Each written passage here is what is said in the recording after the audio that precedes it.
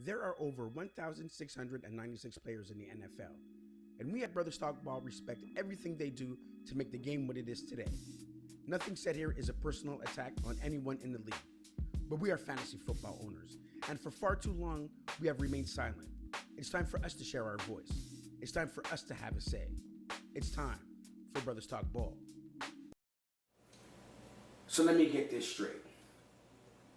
You want to make sure this year is the year you separate yourself from everybody in your fantasy league and become the champion that I know you are. Well, that's why you're here. And welcome back to Brothers Talk Ball. And this edition is the wide receiver edition. Finally, something we all can agree is going to be fun to talk about. Now, unlike most shows, I'm not going to give you a top 20 list and tell you who's the best and who's the worst. What I'm going to tell you is what you need to know, which is simple about receivers in fantasy football. The receiver that you want in fantasy football is going to be the receiver that's the number one receiver on his team. Doesn't matter that he's not the number one receiver in the league. What matters is when it comes to his football team, he's the one getting the touches. Why? Because something happens to wide receivers when they're young. I don't know if it's because nobody wanted to play with them or because they didn't have enough friends, but they lose something inside. And the only thing that makes them feel real happy is the ball. So that's all they want. All they want is the ball. And we've talked about greed on this show before. Nobody, and I mean nobody, in fantasy football is greedier than the wide receiver. And why shouldn't he be? Because he's out there by himself trying to do his best for you. So let's give them the attention they need at wide receiver. Because the box is going to tell you what you need to know. And another thing about the box is only a tool to let you do the things that you need to do. So do yourself a favor. An hour before the game, when you're setting your roster, you're getting ready for the week, turn the TV off. Please stop listening to so-called professionals or ex-professionals that tell you what to do in fantasy football, because let's just face it, who's out there talking to you? Ex-coaches? Ex-players? Really? Really? That don't really, in my mind, have a clue as to what they're talking about, because let's face it, their families got used to them not being home on Sunday, so they threw them out. So what do? Instead of trying to better themselves, they get on TV and try to tell you what to do with your fantasy team. Well, it stops here. We're not going to go through who's number one, who's number two, who's top tier. We're going to cut right to the chase and tell you who's the fantasy player on your squad and why you need to use them. That's the difference between Brothers Talk Ball. We're not here to say who's best and who's not best. We're here to say who's best for you. Now, with that, let's get started on this year with wide receivers. So let's go through what everybody says is the consensus as number one in terms of receivers in the league, and that starts with Antonio Brown. Now, Antonio Brown is a total workhorse. He, for the last few years, has been the number one receiver in fantasy football. He has a good relationship with his quarterback, and he's what we talked about before in the past. He's very greedy. So for me, he's an oh yeah. Oh yeah. Now, going into my number two choice at wide receiver, Odell Beckham Jr. Why? Simply put, over the course of his career, nobody at the start of a career has caught more balls than this man. He has caught more balls than anybody at the start of a career than anybody. And that makes him, oh yeah. Oh yeah. Oh yeah. That makes him a beast. So simply put, you want to get Odell Beckham Jr. in your lineup. You cannot go wrong with this pick. He is the man at the wide receiver position. Now, here's what the Giants did. In the offseason, Victor Cruz is coming back. So you may want to watch that. At the same time Victor Cruz is coming back, they just got a rookie receiver over there named Shepard, which means I think Eli Manning's going to share the ball a bit more this year. I don't think it's going to change his touches necessarily, but you may want to watch the fact that that ball's going around a lot more this year with the Giants. But having said that, he's still the man. The next oh yeah on my list has to be Julio Jones. Oh yeah. Oh yeah. He's a beast. Julio Jones, for the last few years, everybody knows has been one of the top receivers in the league. The man just plays out every game. If you need a receiver to get you what you need to do in fantasy football, you cannot go wrong with Mr. Julio Jones. Now, he was injured last year, They had kind of an off season in Atlanta last year. So for that reason, listen, I'm lying. I wouldn't even be scared of him. For me, one of the really, really good receivers in the league that you really, really need to take a look at, bar none, my boy, Julio Jones. So we're going to go to A.J. Green. Oh, yeah. A.J. Green and Andy Dalton over the last few years have built a relationship together where they know what they're doing together. And because of the fact of that, he became one of the highest paid receivers in the league. Why? Because he put in that work. So every year, rock solid, you want to take a look at my boy, A.J. Green. Next, a receiver I believe is about to take a turn and go to the top tier in the league if he gels with his quarterback. Over the last few years, he's jumped higher and higher and higher on that scale of receivers that I think we need to take a look at. And that man, DeAndre Hopkins in Houston. He has been a fantasy football giant. No doubt about it, no questions asked, and nothing in his way. But this is the year I think he's going to make his case to say that he's the man. Why? They picked up another speedster in the draft that I think is going to open up a lot more for him to get a lot more looks. And I think he's at that stage in his career where he wants to make next.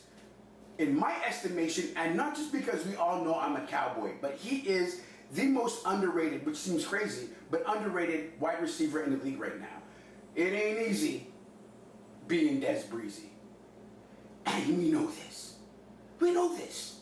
But Dez Bryant, for some reason, and I guess coming off a foot injury from last year and having Tony Romo sit out half the season, is being overlooked by everybody in fantasy this year. Now, we all know what Dallas did in the offseason, which is they shored up the running game. So, yes, they're going to run that ball a lot. But at some point, that ball's going to have to go in the air. And as we all know, when the ball goes in the air in Dallas, it goes to Jay Witten or it goes to Dez Bryant. And I think this is the year that Bryant makes his stake again as one of the top dominant receivers in the league. For me, you cannot go wrong with looking at Dez Bryant this year. Now, for my next pick, it may come as a surprise to a lot of people, but I really like this cat. Why?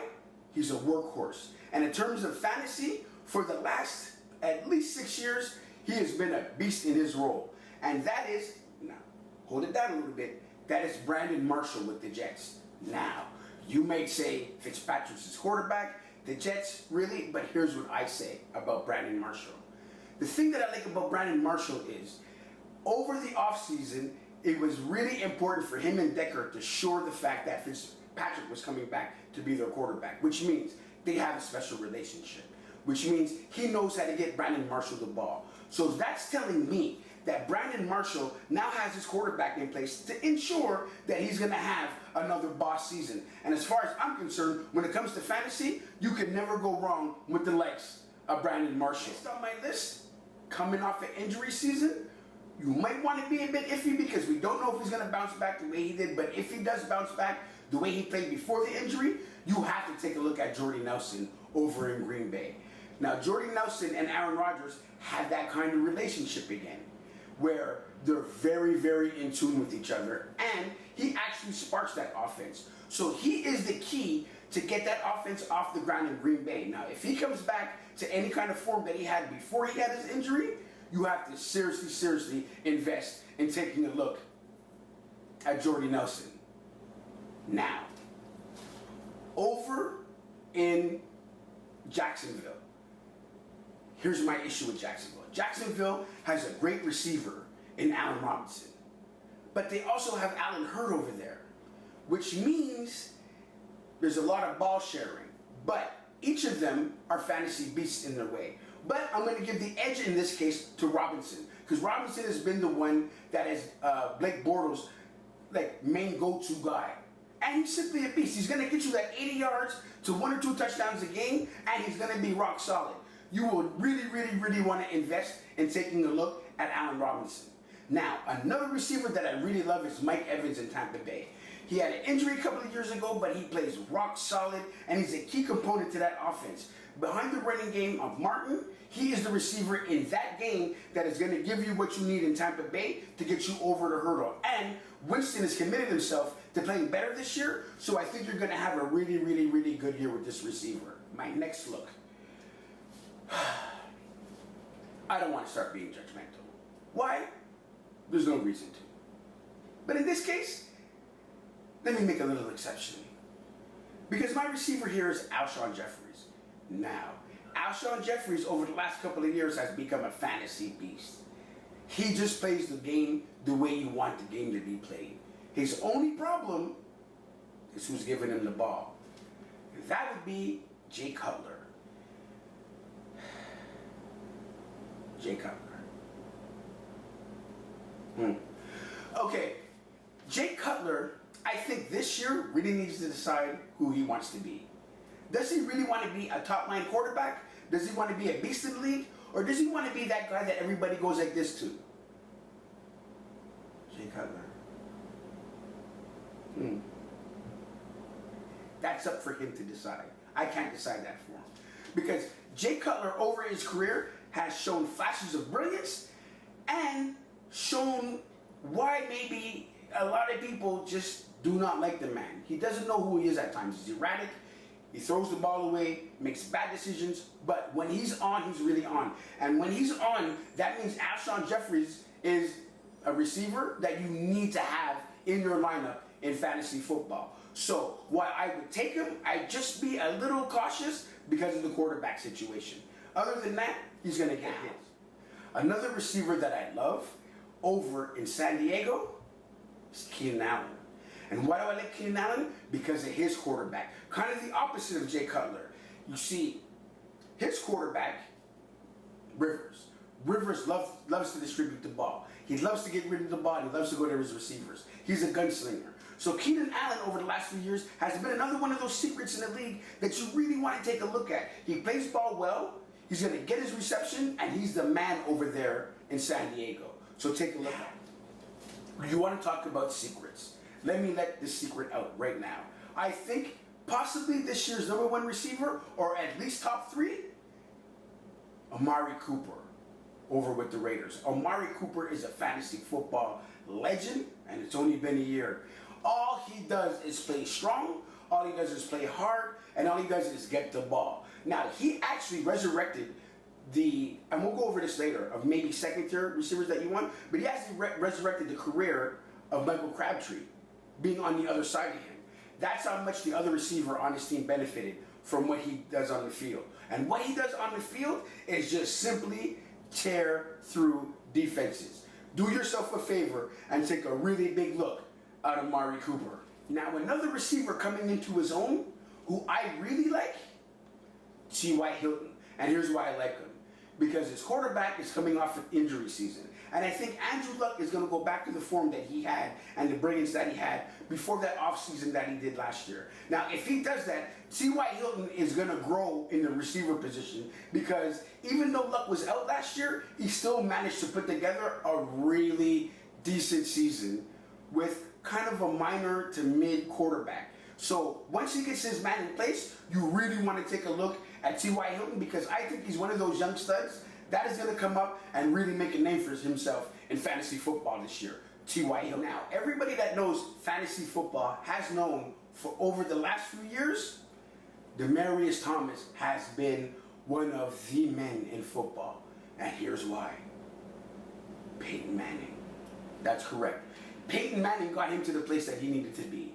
Which is why I don't really know how high I'm going to recommend him this year, simply because Peyton Manning is gone, and I don't know how he's going to gel with whatever quarterback they put in place over there in Denver.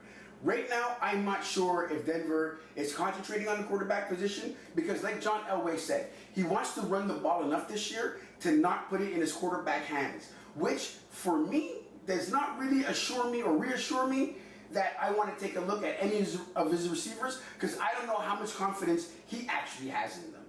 So for me, although Demaryius Thomas is a beast in fantasy football every year, this is the year I may want to take a step back and relook how I want to think at him. Now, if he's on your squad, he's going to get guaranteed looks because he's the man over there in Denver. Just how many looks, I can't tell you. So I don't know to what extent I'm going to recommend him. Now, another beast that you want, because he simply is the man on this team, is Jeremy Maclin in Kansas City. Now, him and Alex Smith over the last few years have developed a really solid relationship, and he has managed to stay somewhat healthy. he's another one that you want to look at, kind of like a Sammy Watkins in terms of the fact that he does have a tendency to get injured every now and then, but when he's not injured and he's on that field, he is the man in Kansas City, so you definitely want to take a look at Jeremy Maclin. Now, another number one wide receiver on his squad, Jarvis Landry, over in Miami. Woo! He is the target and the go-to man in Miami. And Miami this year has made a point to turn the corner. They're getting Tannehill help, and they brought people in to distribute that ball, but let's just face it, that offense is going to run through Landry. And for me, he's simply one of those players that you're going to want on your roster. Cam Newton has gotten his Christmas present back. He has Kelvin Benjamin coming back to the wide receiver position. Now, 2 years ago, coming in as a rookie, he was looking to set the league on fire. And to me, I think if he comes back from his injury and hasn't lost a step, he's going to be exactly that. Because he's going to stretch the field and give Cam Newton another reason to either use his legs or go to Greg Olsen a bit more. I don't know in the tight end position if this is really going to affect Greg Olsen as much as it did last year, because let's just face it, he was his safety valve. But now he has that receiver that he can actually stretch the field with, go down to, and I think they're going to have a good relationship, and I really like him as a receiver. I don't want to oh-yeah him because of the injury, but if you look at him, I really want you to take a look at Kelvin Benjamin this year in Carolina. Philly. Philly. Yeah, I'm not going to go on about Philly. I'm just going to tell you, Jordan Matthews is the man over there, so you may want to take a look at him. I have no idea what the Eagles are going to do. I have no idea what goes on with that franchise. But like we all say, stay tuned, and this is why they play the games. But if you're going to have anybody in Philly, he's the man on that squad, you want to look at Jordan Matthews. Now, this is where we are in fantasy football. I'm not going to go through the rest of the list and give you players that need to mix and match, because right now we're at the point where you have enough to get your roster started in fantasy football. Because let's face it, in fantasy football, you're going to have to do your homework. So for the rest of the players that are out there, every week you're going to have to find, sometimes you're going to dump players, sometimes you're going to pick them up. But this is what's part of you becoming your own board certified fantasy football guru. It's the work that you put into the box and the work that you put into your heart. So for the rest of the receivers in the year, I'm going to let you figure out who's going to be who, because that is the game. The game is mix and match. The game is pick up and dump. And for the rest of the receivers in the league, I'm not going to hate on them, but at the same time, this is what we have to do during the year. We have to discover who's who. And having said that, I think we're ready to get the season started. We went over quarterbacks, we went over tight ends, we went over running backs, now we went over wide receivers. Now, what do you want to do? Who are you right now? I'm giving you the tools. What are you going to do with them? I'm going to be here with you all year discussing ball and what you need to do. But it's up to you to become your own fantasy owner. I will be here to guide you all year. Right here, same time, same station. So come and join us. As always, this is Brothers Talk Ball.